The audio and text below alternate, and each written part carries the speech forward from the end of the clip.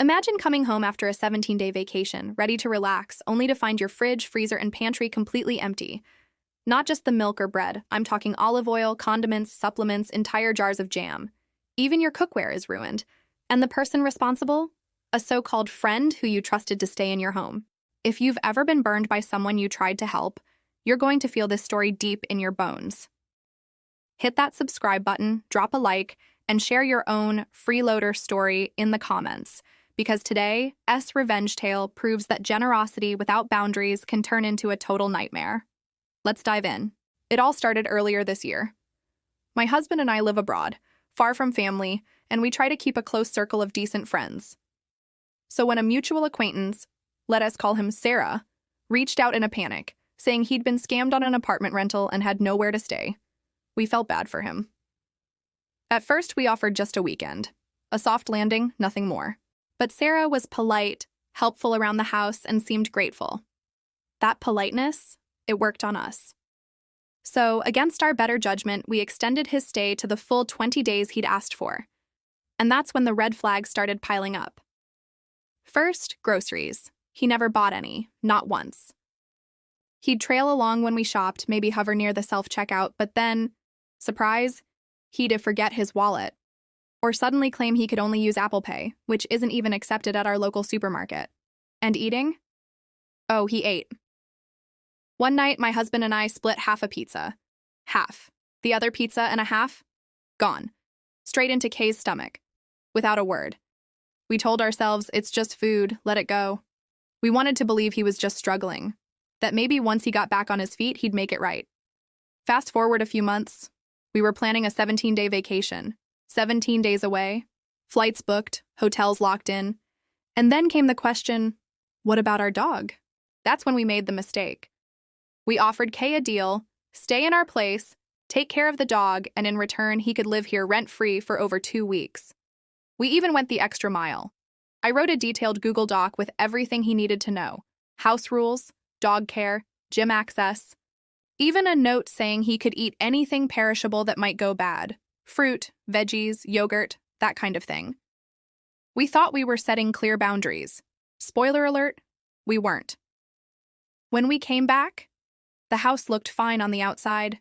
The dog was alive and happy. But then we opened the fridge. Gone. Empty. Not just the stuff I'd told him to eat. Every single thing. Condiments, gone. Olive oil, an entire Costco-sized bottle. Finished. Jars of jam, 2 of them. Peanut butter, scraped clean. Snacks, rice, cheese, supplements. Even my husband's creatine, protein, and collagen powders were wiped out. We went to the freezer. Empty. Pantry? Empty.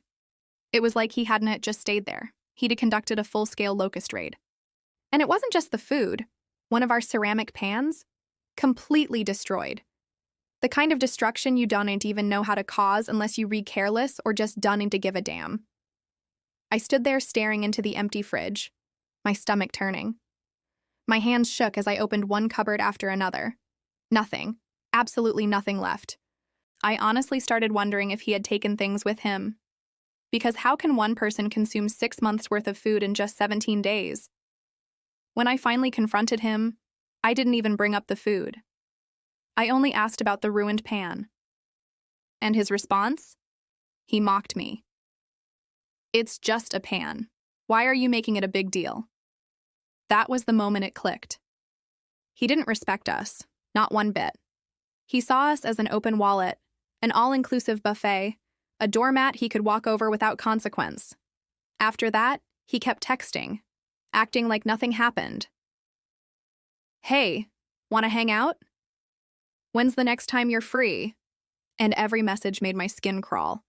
My husband tried to play peacemaker. He said, maybe you're being too harsh. If I want to stay friends, that's my choice.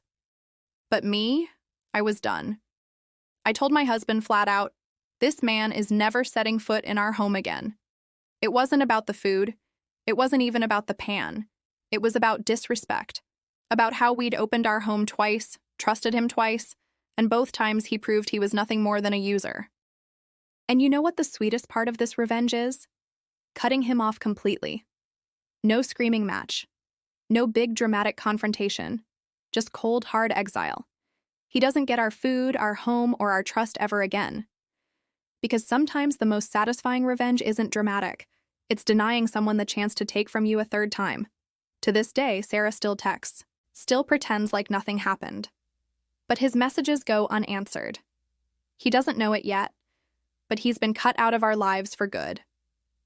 And every time I open my fridge now, stocked with food we bought, we enjoy, I feel that quiet satisfaction. That reminder that he may have eaten us out of house and home once, but he'll never get the chance again. This experience taught me something important. Generosity is a gift, not a guarantee. And when someone abuses it, the most powerful revenge is reclaiming your boundaries and slamming the door shut. What do you think? Was cutting him off enough?